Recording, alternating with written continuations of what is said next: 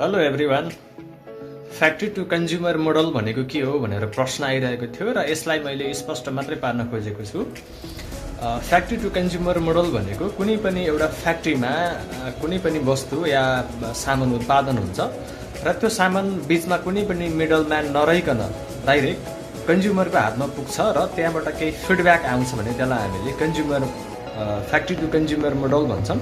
यो भनेको चाहिँ कुनै पनि उद्योगले या कुनै पनि फ्याक्ट्रीले आफ्नो वस्तुहरू उत्पादन गर्छ र त्यो वस्तु रिटेलर, होलसेलर, डिस्ट्रिब्युटर नभइकन डाइरेक्टली कन्ज्युमरको हातमा पुग्छ भने त्यसलाई चाहिँ हामीले फ्याक्ट्री टु कन्ज्युमर मोडल भन्छौँ। Thank you.